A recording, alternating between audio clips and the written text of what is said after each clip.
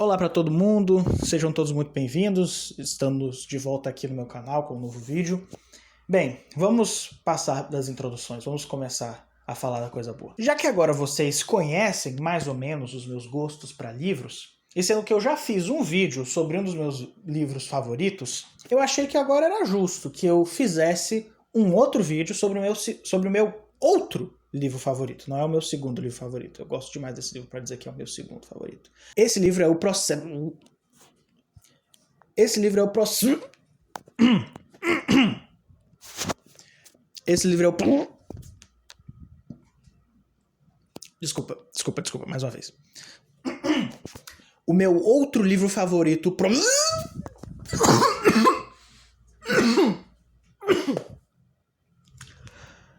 Nem de brincadeira eu consigo dizer isso. Desculpa. Cancela a piada. O meu outro livro favorito, Dom Casmurro, de Machado de Assis. Esse livro é tão bom, mas tão estupidamente bom, que merece até um rebranding do canal. Então, vamos lá. Bem melhor. Mas a questão é a seguinte. Todo mundo acha que sabe muito sobre esse livro. Fala com propriedade, dá opinião, sem nunca nem ter lido. Porque todo mundo já sabe sobre a grande questão, entre aspas, desse livro. Então, eu não vou falar sobre isso. Tudo que você acha que sabe sobre Dom Casmurro, pegue e jogue pela janela. Porque se eu mencionar a suposta traição de Capitu, esse vídeo vai acabar. Eu espero que eu não me arrependa disso. Primeiro vamos falar um pouco sobre Machado de Assis. Para aí a gente poder falar sobre esse livro em específico. Quem foi Machado de Assis? Ele é simplesmente o maior e mais influente escritor brasileiro de todos os tempos. Não importa se você não considera ele o melhor, ou acha que Guimarães Rosa escreveu um livro melhor do que qualquer um dos livros de Machado de Assis. Não importa. Sua opinião não é válida. Porque eu não estou falando sobre ser o melhor. Para mim é o melhor. Mas Machado de Assis é sem dúvida o cara mais influente, o mais conhecido do Brasil no exterior quando o assunto é literatura. Ele escreveu 10 romances, divididos ao meio em duas fases, romântica e realista, 8 livros de contos, 2 livros de poemas e inúmeros outros trabalhos como peças. Eu falei que os romances de Machado de Assis são divididos em duas fases. Os 5 últimos, a sua fase realista, são divididos entre a trilogia realista e o resto. Essa trilogia realista é composta pelas Memórias Póstumas de Brás Cubas, Quincas Borba e Dom Casmurro.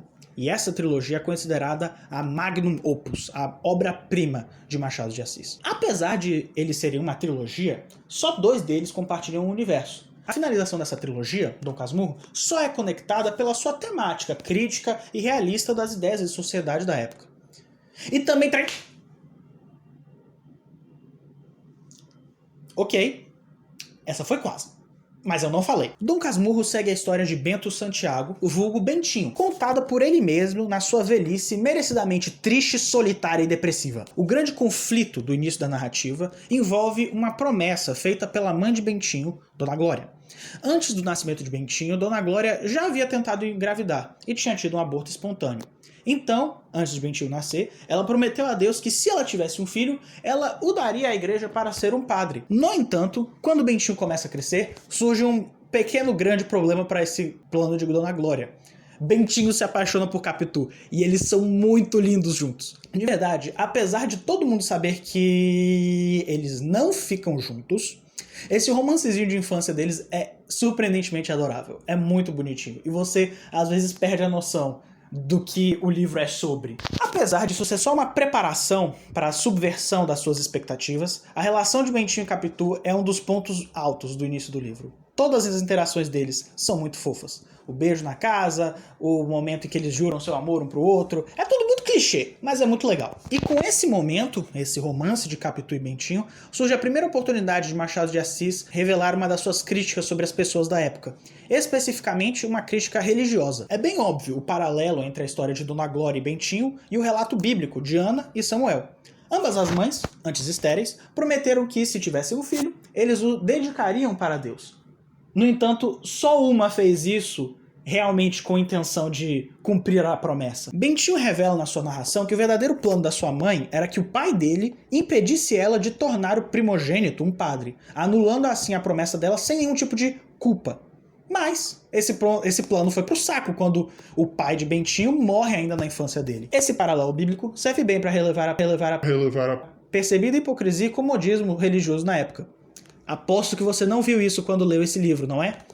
Pelo menos não pela primeira vez. Dom Casmurro também é um ótimo exemplo de uma obra que critica as próprias convenções literárias da época na qual ele foi escrito. Menino e menina se conhecem, se gostam, surge um desafio que pode impedi-los de ficar juntos e que será superado pelo casal no final do livro. Tem gente que começa a ler esse livro e, como eu, se pega muito envolvido por esse início de um romance bem água com açúcar na realidade. Esse é o prototípico romance romântico do século XIX. O objetivo de Machado de Assis com esse início é justamente atrair esse público leitor desse tipo de romance. As leitoras às quais ele se refere, tanto nesse livro, quanto Quincas Borba, quanto outros livros. Atraídas essas leitoras estereotípicas, Machado revela o quão irreal é esse mundo escapista desses romances tão amados por essas pessoas. E essa crítica é, na minha opinião, uma das melhores coisas de Dom Casmurro. Essa crítica literária da própria época dentro do livro é muito interessante. Mas, para ser honesto, eu não me excluo desse grupo que ele critica. Ok, eu acho que agora eu me esgotei de coisas para falar. Pelo menos das coisas que eu percebi enquanto eu lia.